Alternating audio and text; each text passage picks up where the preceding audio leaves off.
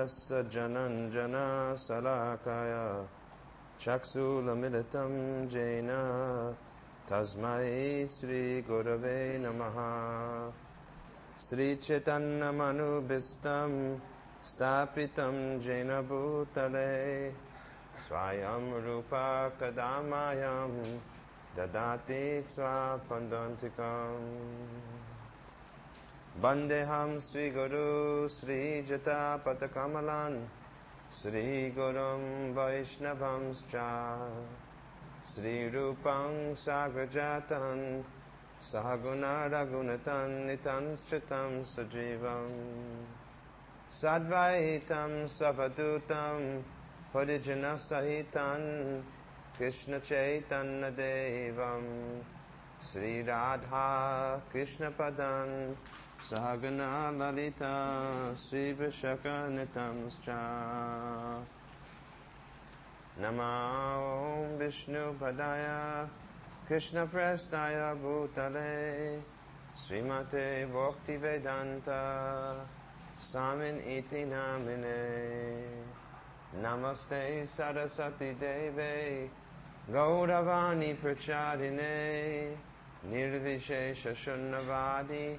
Paschata Deshatarine Vanchakalpatarubhaischa Kripa Shindu Bihevacha Patitanam Bhavanebhyo Vaishnavebhyo Namo Namaha Namo Mahavaranyaya Krishna Prema Pradayate Krishnaya Krishna Chaitanya Namane Gore Tishe Namaha Panchatattvatmakam Krishnam Bhaktarupa Sarupakam Bhaktavataram Bhaktyakam Namami Bhakta Shaktikam He Krishna Karana Sindhu Dinabandhu Jagatpate Gopesha Gopika Kanta Radha Kanta Namostute Tapta Kanchana Gaurange Radhe Vrindavaneshwari Rishabhanu Sute Devi Prananami Hori Priye. Today we are beginning to discuss Sri Damodar Astakam. We are in Mayapur during the sacred month of Damodar Vrat or Kartik Vrat. So it is very appropriate that we discuss this important literature. Astakam means 8 prayers, and these 8 prayers were spoken by Satyavrata Muni to Narada Muni, to Shaunaka, and other sages who were gathered together. And it is explained in the Padma Purana. So, because it is one of the Puranas, we understand that Sri Vyasadeva is the author of this literature. In that sense, it is a Nitya Siddha literature. It is an eternally existing perfect literature. It is not that the verses were spoken at a particular time and that they did not exist before. We accept that the Vedas are eternally existing, and literatures like this, which are part of the Vedas, these prayers, are eternal prayers. Sometimes they are spoken through the mouth of a particular sage, sometimes through the mouth of another sage. Here, put it on this.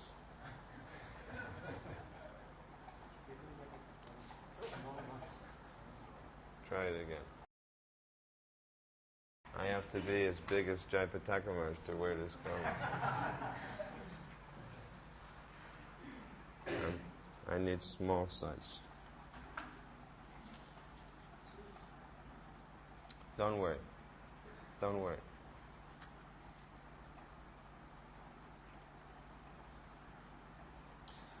So, the special quality of this prayer is that it can attract the mercy of Lord Damodar.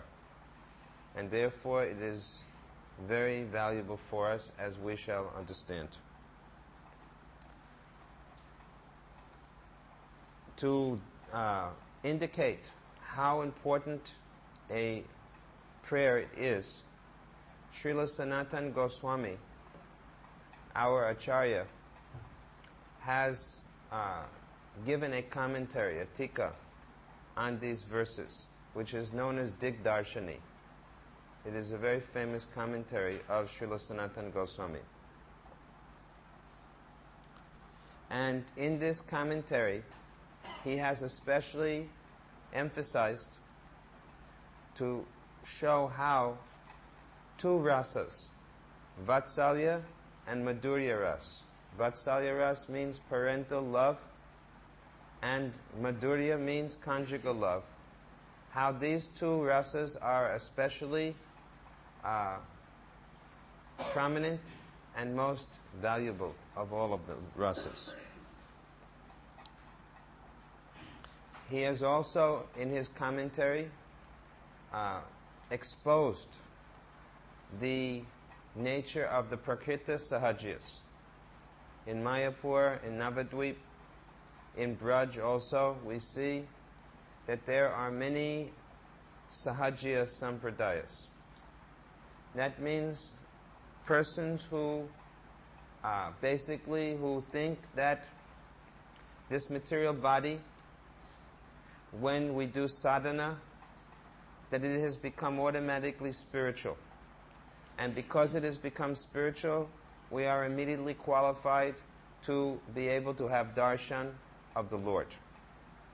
Now we also say that by sadhana one can gradually become elevated so that one can develop prema. Premanjana charita bhakti valochanena santasa deva hridayeshu valokayanti yam shama sundaram achinta guna sarupam govindamari purusham tamaham bhajami. The Brahma Samhita verse says that Govinda or Krishna can actually be seen upon the manifestation of prema. But atahasi Krishna namari nat bhavet grayam indrayi. Krishna cannot be seen by our blunt material senses. Our senses have to become purified. So Prakrita Sahajyas mean persons who say that even with materialistic senses, still you can see Krishna. How do we say materialistic senses? Because these same Prakrita Sahajyas are attracted by sex life and so many other mundane pleasures. Therefore we know very well that they are not spiritual or transcendental senses of these Prakrita Sahajyas, and therefore they have no qualification for understanding Radha and Krishna's pastimes. So in his commentary, which we will be discussing, Sanatana Goswami will gradually make it clear how one has to become qualified to behold Krishna. The commentary of Sanatana Goswami is in Sanskrit, and most persons do not speak Sanskrit. So there is also a Bengali translation. I think the men, if you move up, please.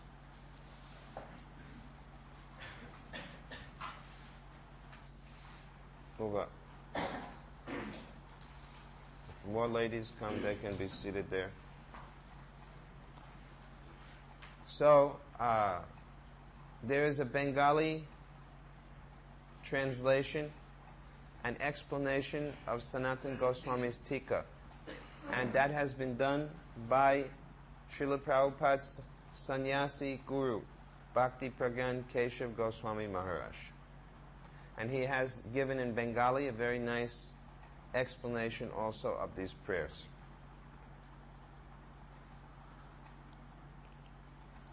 So, of course, the significance of these prayers is that they are sung during the Urja Vrat.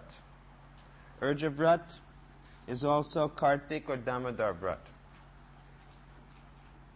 And why during this time, specifically the one day after the dark moon in the month of Kartik, Mother Yasoda bound Damodar. In this month was the month that Mother Yasoda bound up Lord Damodar. And so because of that, this month became also celebrated as the Damodar month.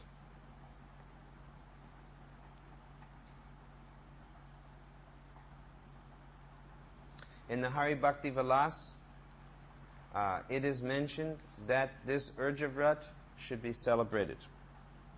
And it begins from different times. Sometime we are celebrating from the Purnima day, isn't it? But it may also be calculated from Ekadasi, or else from Dwadasi. Any one of these is a calculation can be done. We are doing by the Purnima day. So, during this month, it is mentioned that one should do niyama seva. There are different rules to be observed in this month, and they are as follows. First of all, that one must rise early during Brahma Muhurta. Taking bath, one should attend Mangal Arti. After doing so, one should, in the evening also, offer lamp before the deity or to Tulsi or even into the sky to the Lord. One should eat only Bhagavat Prasad. Avoid excessive eating and sleeping. Hear or recite Shastra, especially Srimad Bhagavatam. And always associate with the Vaishnavas. So, it is not very difficult, this Niyama Seva, as described by Sanatana Goswami. Of course, there are many other things which one can do during this Kartik Mas. But what should be the real purpose of what we're doing? Just like there are many austere vows that you can perform. If you want to get a sweet voice, there's one rule that you can follow. If you want to get very strong body, there's another rule you can follow. So many rules are there for some material benefits. But actually, our only purpose in doing Urja Vrat is to please Sri Sri Radha Damodar, nothing else.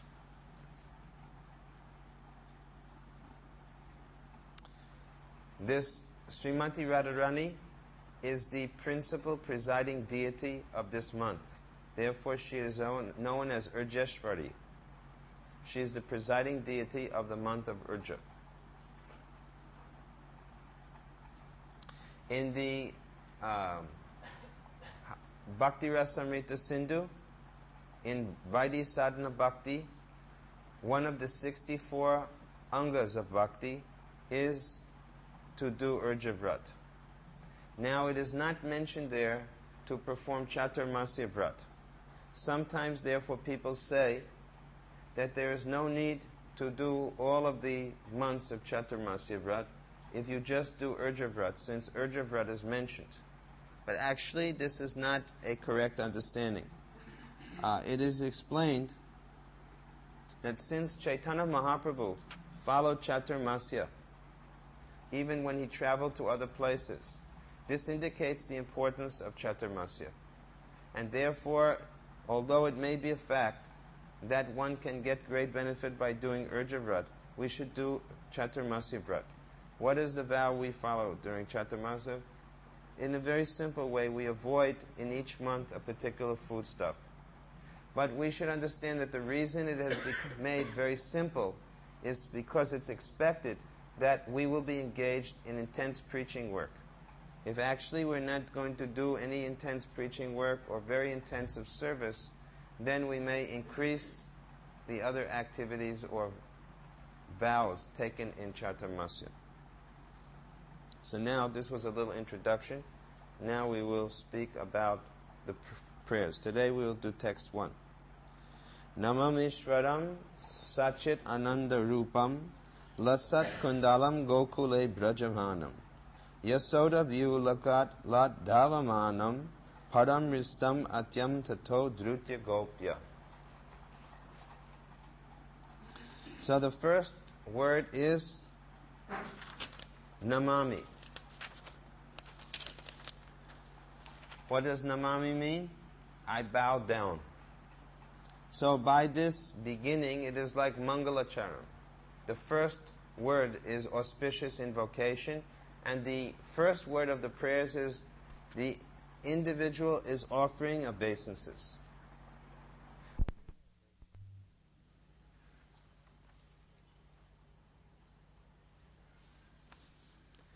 Because the whole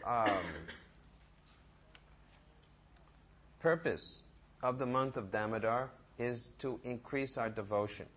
So the first word within the prayer is namami. I bow down. Because everything begins from the principle of humility. If one is not humble, it is very difficult to do bhakti. So bowing down means that I recognize I am simply the devotee of the Lord.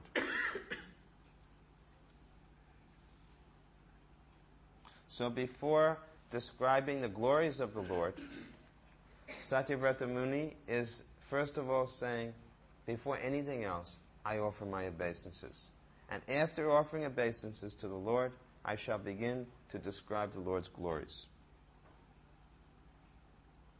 Now, there are a number of, in the first verse, there are a number of glories or excellences which are described. The first is the excellence of the Lord's truth. That's called Tattva Vishesh. So, the first is that the Lord is endowed with all potencies. Sarva Shakti Manta. He has all potencies. There are three principal potencies that Krishna has. What are they? Does anyone know? His own energy, which is known as Sarup Shakti, the internal potency of the Lord. Then Tatashta Shakti means marginal potency. And the external energy of the Lord, which is the Maya Shakti.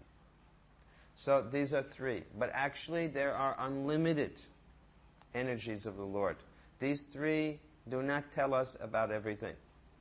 You will see, for example, in the Srimad Bhagavatam, in the first canto, in a description in the 3rd chapter, you know, it describes the Lord's incarnations. So in the first few verses, you will see how it describes the Purusha avatars. For the creation of material creation, so many energies are manifest, 16 energies. And then from them, more energies. What to speak of the spiritual world? In the spiritual world, we have the source of all energies, Srimati Radhika. Radhika is the source of all Shaktis. And each of the gopis, and there are unlimited gopis, they are all different manifestations of various aspects of Srimati Radharani's personalities. They all manifest different energies and potencies. And there are so many gopis. So many energies are there. Can have a seat, Manj. Can sit over here. Are you sick? Some cold? Good. You can sit over there. That way I'll be able to stay.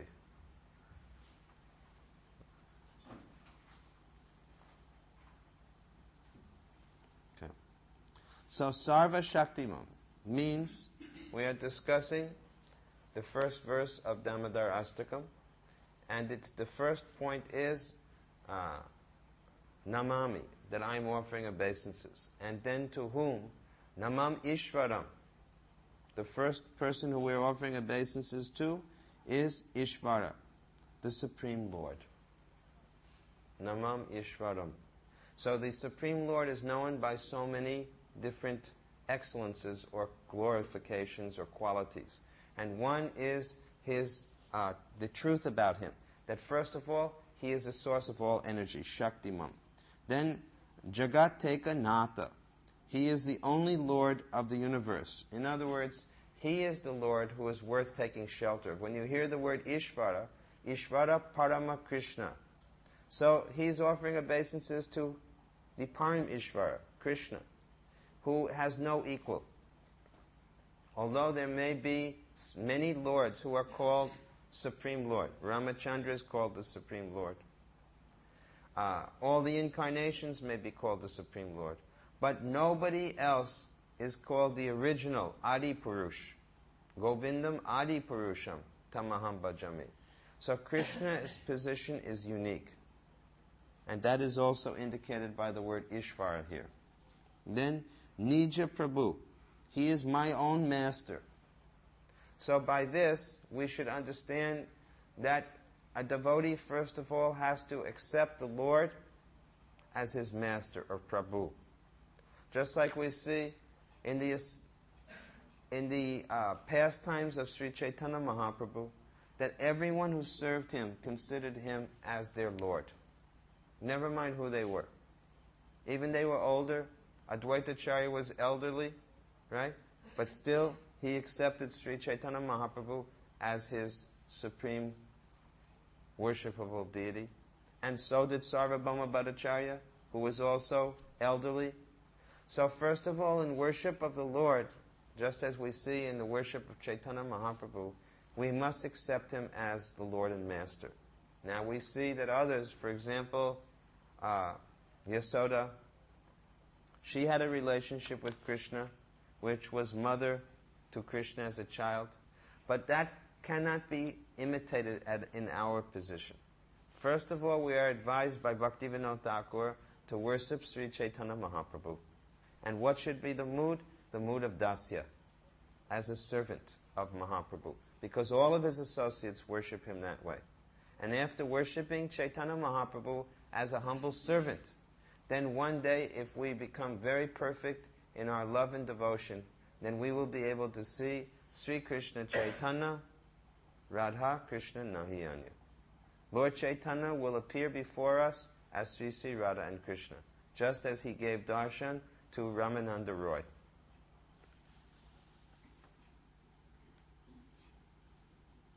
So the next excellence which is manifest is Rupa Vishesh. And how is that? In the verse, Lasat Kundalam.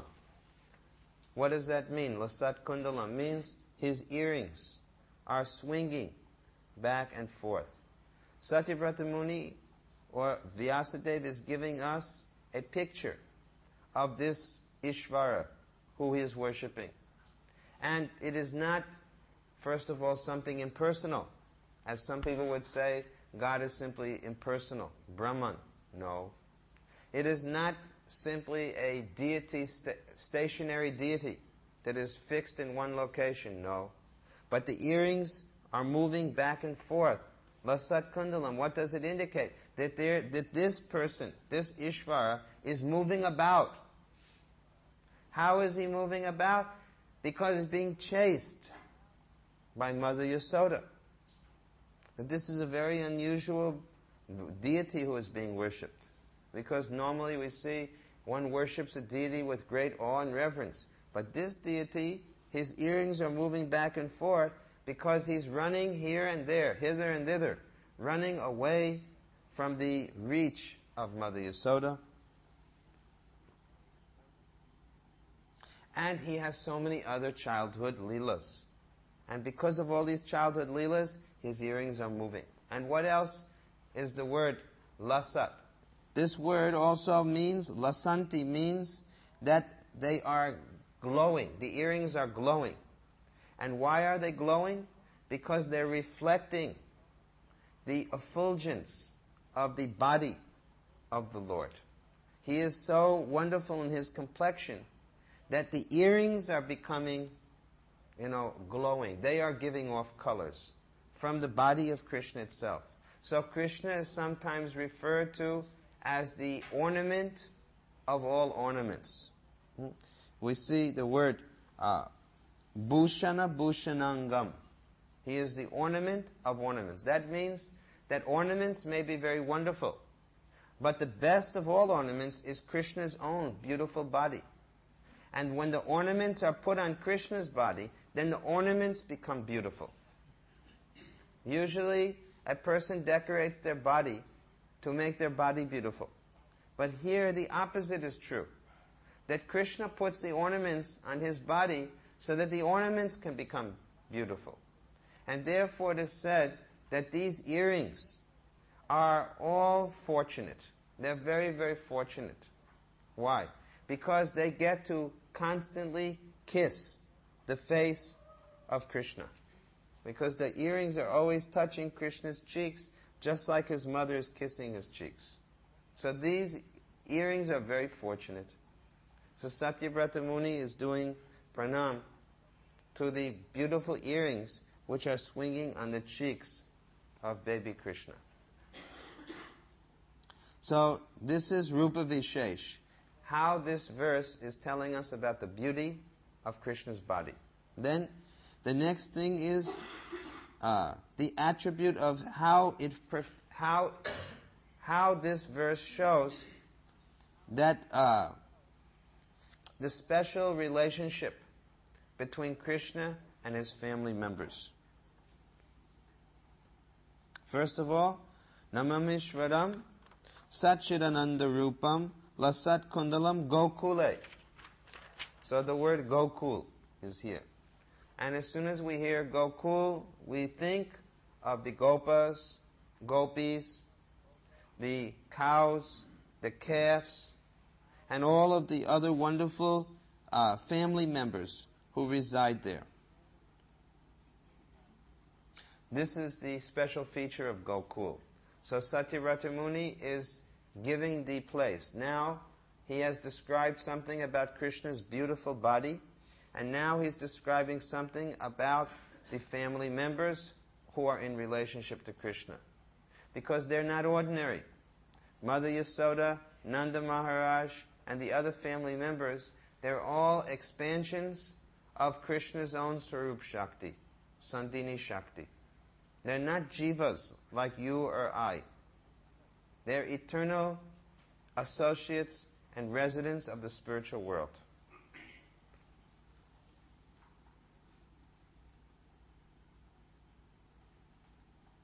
There's a nice verse which describes how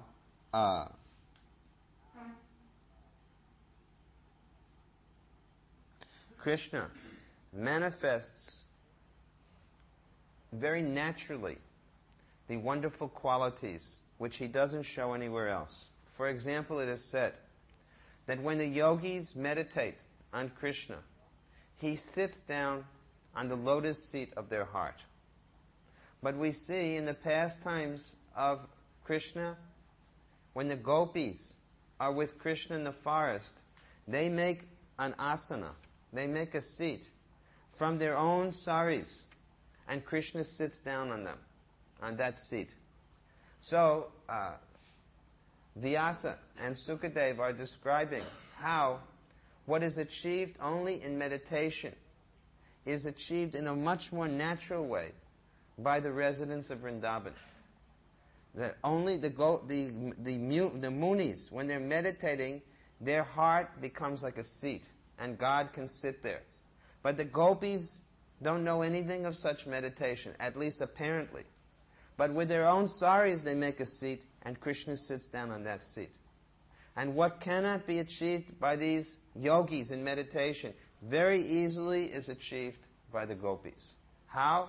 Because these gopis have done meditation for thousands and tens of thousands of lifetimes, not just years. Rishi-chari gopis, these rishis or munis, they did tapasya for so many lifetimes to achieve Krishna as their lover. So, therefore, we are advised that if you want to speed up this process, then somehow you better get the mercy of the residents of Vrindavan. Somehow you'll have to get their mercy. So as soon as we hear the word Gokule Brajamanam, Braja, again, indicates that this is not some Vaikuntha planet. This is not Dwarka, neither it is Mathura, but it is Braj. And what is the special quality of Braj? There we see Krishna's Madhurya Lila. Madhurya Lila, not Aishvarya Lila. Aishvarya Lila we see in Dwarka or Mathura. Krishna is showing so much. People are worshipping Krishna simply as the Supreme Lord. But in Braj, they worship Krishna much more intimately. Like I said, if it was the Supreme Lord, you would not take off your cloth and say, sit down here. You'd have to give him a golden throne. But the gopis have no such golden throne. Their throne is simply some kunj, a forest cottage, or a bower of trees and flowers. They make a seat for Krishna with their saris or with flowers that they pick. And Krishna more appreciates that mood and shows a much sweeter quality than he does in Dwarka or Mathura. So as soon as we hear the word Braja, we can immediately remember all of the sweet, loving pastimes between Krishna and his dearmost devotees, the Vrajbasis. Now, the word Lila Vishesh means the special attributes of Krishna's pastimes. Just like Yasoda has the relationship of mother to child. Again, we don't see this in Vaikuntha. We don't see any mother of Lord Narayan. There's no relationship like that. Even in Dwarka or Mathura, we don't see pure Vatsalya ras. Because all the time in Dwarka or Mathura, there is some idea within the mind of Yasoda, within the mind of Vasudeva or Devaki, that our son is the Supreme Lord. They saw him like that. When Krishna appeared in the prison, how did he appear? How? Four-handed. Did Krishna first appear as a little child? No. How did he appear? Come on, wake up everybody. It's not that late. How did he appear? When Krishna first appeared in the prison, how did he appear? What's the answer? Four-armed Vishnu form. So then he became two-handed. That means his father and mother always had, Devaki and Vasudeva knew, this child is no child, this is God. But did Yasoda ever think like this? No. So it is not pure Vatsalya Bhav in Dwarka or Mathura. Only in Braj is there pure Vatsalya Bhav. Similarly, with Sakya Bhav, just like in Bhagavad Gita, Arjuna says to Krishna, please forgive me, because previously we were lying together on the bed, and I did not realize who you actually were. Please excuse me for any offense. But do you hear Krishna's friends like Sridham or Madhu Mangal saying anything like this? Never. Because it is all of the rasas. Even, you see, in Dwarka with the queens, when Krishna tries to joke with Rukmini, what happens? Sometimes she says to Rukmini that, you shouldn't have married me. You could have got a much better husband. Who was the husband? Shishupal. Why did you bother marrying me? And what happened to Rukmini? She faints. Because they're always thinking, no, you are Supreme Lord. You are all worshipable. I am nothing compared to you. Actually, really, there is no pure Madhurya. There's no Shringara Ras. Nothing like that in Dwarka or Mathura. Because the queens in Dwarka, they're actually in Dasya Bhav. They have a mood of a servant, maid servant of Krishna. But not in Vraja. The gopis have no such idea like that. Lalita sometimes will say very harsh words to Krishna, that you are not at all trustworthy, you are dishonest, you're always cheating Radharani. She will scold Krishna. Radharani will exhibit so much anger with Krishna. We don't see these qualities anywhere else. So this pure mood of conjugal love, of parental love, of friendship is only in Braj.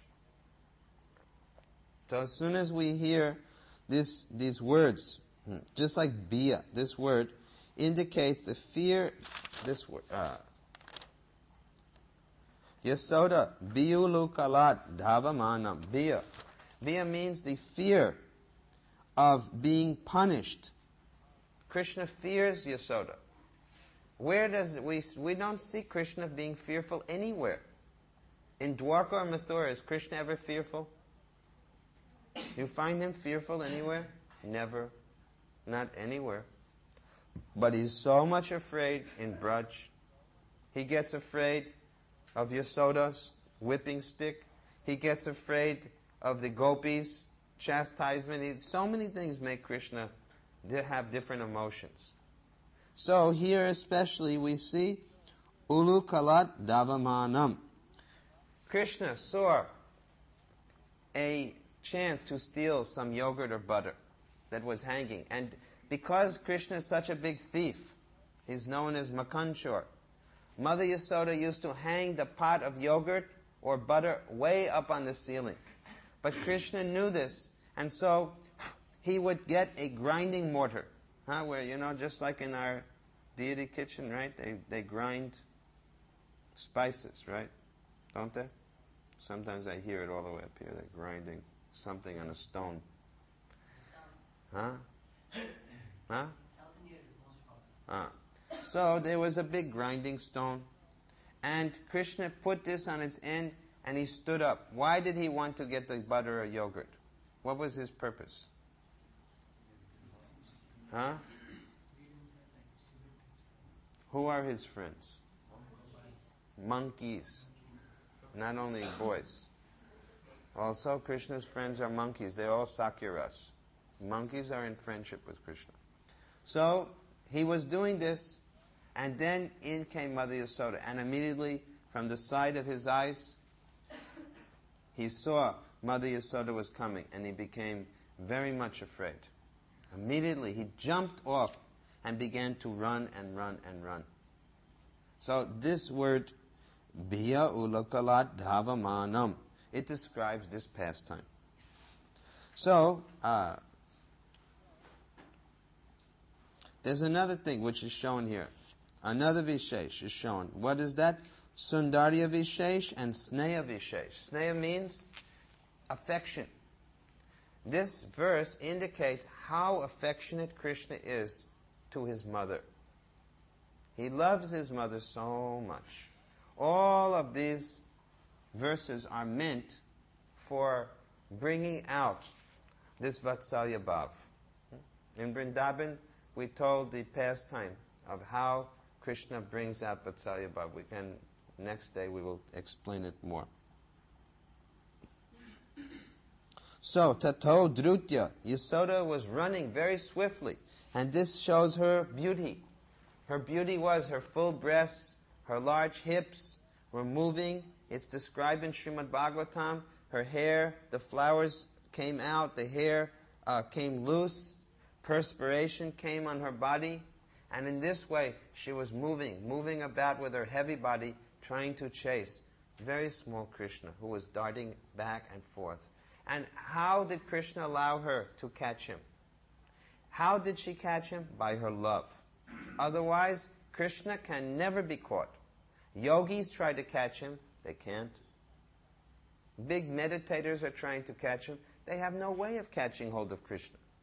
But Mother Yasoda could catch Krishna. Why? Because of her love, her sneh. She had so much Vatsalya Bhav, so much Vatsalya Rati, so much loving affection for Krishna in a maternal mood. So, all of these things are brought out by this verse, and Satyavrata Muni has therefore prayed in this way. We'll stop here. Are there any questions?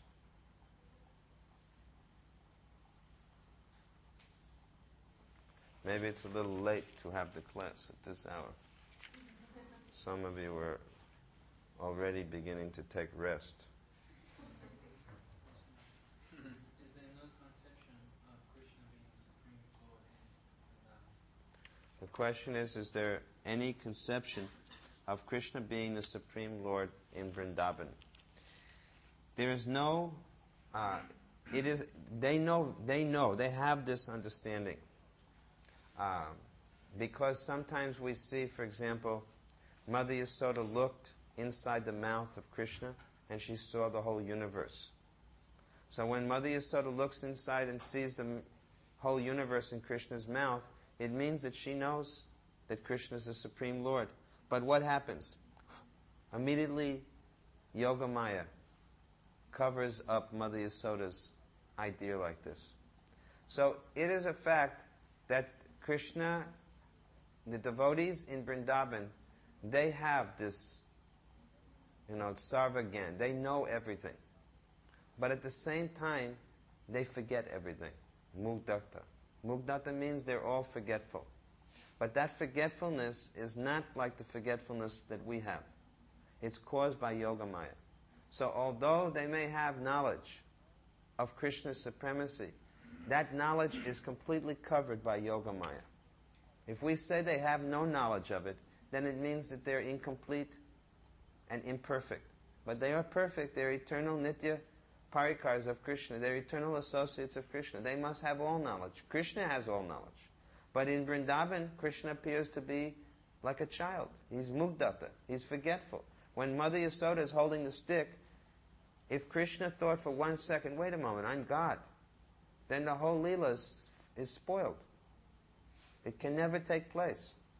So you can't say that Krishna doesn't have knowledge. And yet we see that at least in Vrindavan, that knowledge is covered completely. It is covered by sweetness. Of everything is sweet there. Is that clear? This yoga mind is an energy or personality? Yeah, she's a personality. Everything is personalized. There's nothing impersonal. So the personality of Yogamaya in Braj is Purnamasi. Purnamasi is the mother of Sandipani Muni and the grandmother of Madhu Mangal. Krishna's spiritual master is Sandipani Muni. His mother is Purnamasi and she is Yogamaya. And she came to Braj because Krishna was there. Where is she from? I think Ujjain or one other place. And she comes to Braj. So she's the personification of Yogamaya potency. But that means that Madhumandal is the son of Sandipani Muni or something? Yes. He's the son of Sandipani Muni. But he lives in Braj eternally. You mentioned of leasing the residents of Vrindavan.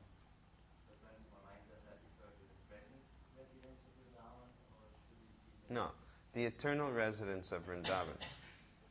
Eternal residents of Vrindavan means all of these personalities and those who follow their footsteps.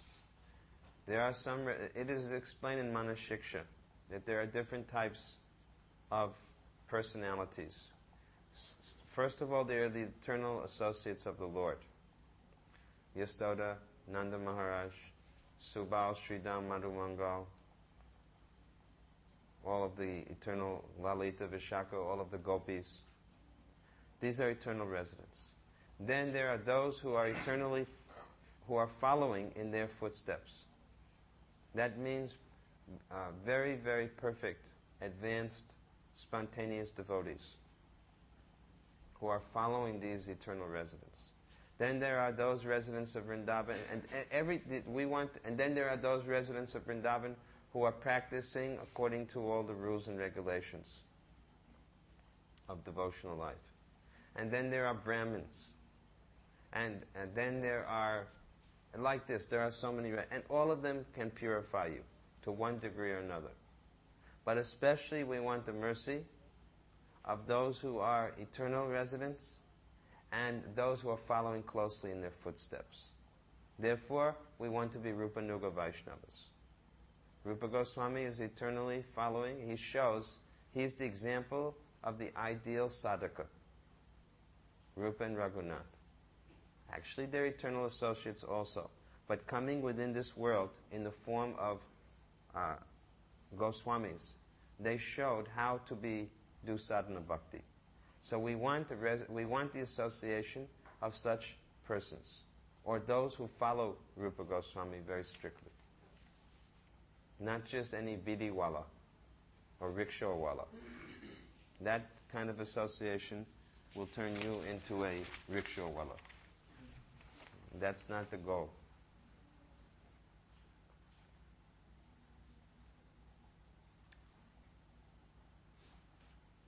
You mentioned three main Shaktis to Bhakti Shaktis, which is Three main. Shaktis of Krishna. So are they the same as Chit Vaibhav and Chit Vaibhav and Jiva Vaibhav? Yes. Why the difference in terminology? No, the Satchit Ananda. Sometimes we say Satchit Ananda.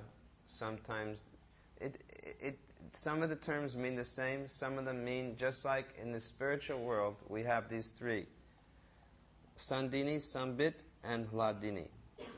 And they also become manifest within this world, but in a perverted way. So, according to exactly what is being described, sometimes some terms are used and sometimes others. But three principal potencies are there. So the jivas are tatashta, shakti, best within this world in a perverted way. Actually, it is explained that the Yogamaya becomes manifest here as Mahamaya. This is one example of how the energy changes in this world. Yogamaya becomes Mahamaya. The original form of Mahamaya is Yogamaya. So the original form of all of these energies is found in the spiritual world. So according to which place is being described, different terms are used. Someone else had their hand up?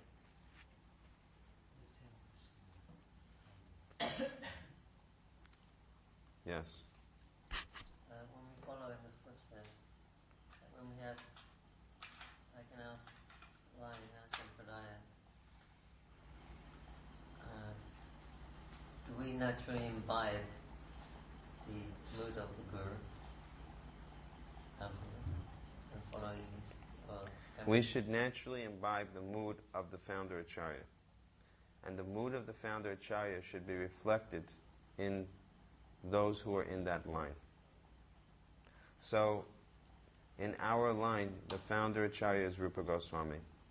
And our society, the founder Acharya is Srila Prabhupada. So, whether our Guru is Srila Prabhupada or the disciples of Srila Prabhupada, they should manifest the mood of Rupa Goswami. And we should follow in that line. Mood means so many. When we say what is the mood should be what is the internal mood of devotion or worship. And we follow in that regard Rupa Goswami. We are Rupa Nugas. Prabhupada, at least we aspire to become Rupa Nugas.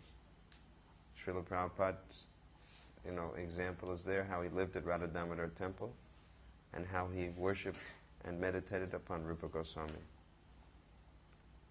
So the mood that we should follow is that mood. But we should understand what it means to be a sadhaka, and we should not imitate someone who is siddha. Sometimes devotees become confused and they don't understand this, and they do things without proper understanding. For example, as a sadhaka we follow Ekadasi, but the gopis didn't care about Ekadasi. They don't have such conception. But we have to follow Ekadasi. If we don't, we'll become sinful. So we have to understand that we have to follow the sadhaka, Rupa Goswami, not imitate Rupa Manjari. So what the gopis do, we cannot do. The gopis worship Katyayani. We don't worship Katyayani, because then we'll simply become demigod worshippers. That's one example.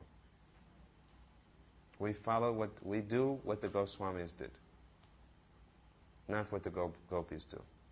Internally, we may think so many things, but actual fact is we follow the path of the Goswamis.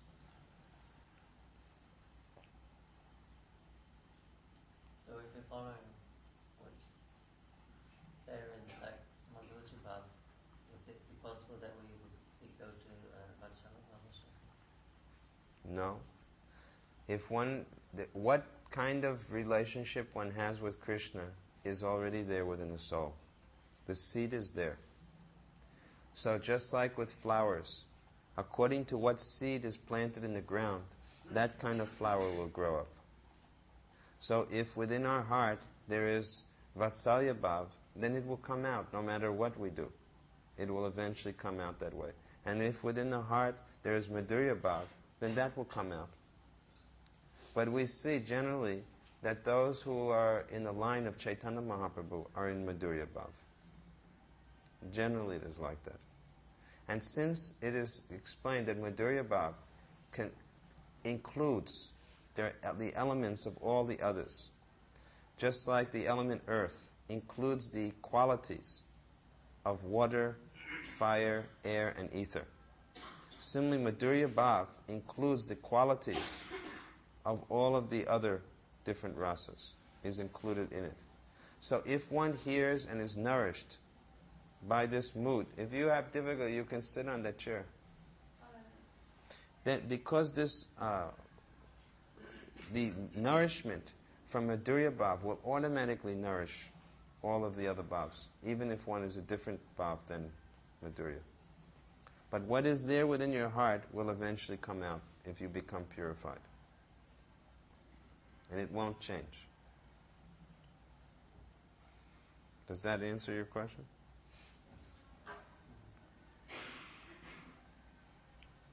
Maybe not a very important question, but I might be curious. Who makes one, or who puts in some cases plant a seed, which makes one No, the seed is already there. The nature of it is eternal. Nitya siddhasya bhavasya. There's a verse, Nitya siddhasya bhavasya. Bhava, or love, for the Lord is eternally within the heart of the jiva. So it's already there. But it's covered. It's only in a seed-like form. But how come that some like that was with Krishna? How come anything? That's eternally the way it is. For the pleasure of the Lord and for the pleasure of the jiva. It's not that someone who has friendship with the Lord is less satisfied than someone who is in parental affection. Nobody, there are so many, millions of friends of Krishna, and it will never give up that mood. Just like Hanuman. Hanuman is in Dasya Bhav. If someone offers Hanuman the position that he can be Ram's friend, will he agree? If someone tells Hanuman, you can be like a father to Ram, will he agree? No. He loves the mood of being Ram's servant. He'll never give it up for anything. So everyone has a particular relationship, and it's totally satisfying and pleasing. And it's pleasing to the Lord. If there are no servants, if there are no friends, how can there be any conjugal lovers? How can there be anything? It must be complete in all respects. So Krishna's arrangement is like that. It is perfect and complete. And everyone feels perfectly complete in it. No, only from our viewpoint we may say, this is better, this is not as good. But that's actually wrong. It's completely wrong. Prabhupada once wrote me in a letter, Krishna is equally pleased by the service rendered by a small calf as by that rendered by Srimati Radharani. In one sense, that is a fact. And from another point of view, we may say no one can please Krishna like Radha. But from another way, all the residents of Raj are giving full satisfaction to Krishna. And Krishna is satisfied by them all equally. Although on another level we make some distinction. Other questions? When a sadhaka hears these verses, how does he relate to them internally and externally? Yeah, as we're talking now, Sanatana Goswami's instructions show us how a sadhaka should relate to these verses internally and externally. In other words, if we see each of the words in the verse as we're singing them, they will bring to mind so many different points, expanding more and more points. Of course, the primary mood is Vatsalya Ras. But still, even still, we see that each word has got meanings to it. Only in the last verse we hear Radhika's name. But still, we appreciate all. It's not that we don't appreciate all of the different points, in any case. Sukadeva Goswami is a parrot in the pastimes of Radha and Krishna, Radharani's parrot, and very rasika, and worshipful deity is Radharani, and yet Sukadev Goswami is reciting all of the pastimes of all the rasas, and he's relishing all of them.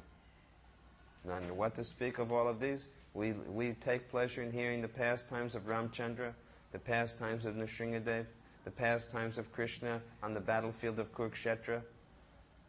All of these things give us satisfaction because of their connection to Krishna.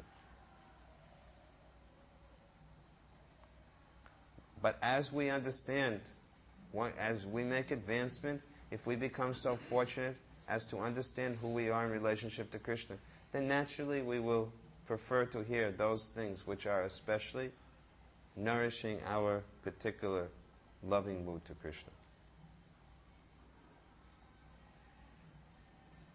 But Sanatana Goswami, even though he is eternally in relationship with Krishna as one of Radharani's maidservants, still he's commenting on all of these literatures. And you see Sanatana Goswami's books, there are so many general practices of devotional life. So internally one may have one's eternal relationship with Krishna, but for the purpose of preaching, for the purpose of explanation, all of these things have to be done and understood. Not that we restrict or limit, oh, this is less. No. Not like that. And certainly on our level, where are we that we should not appreciate? Who are we that we can't appreciate? We can appreciate all of these things.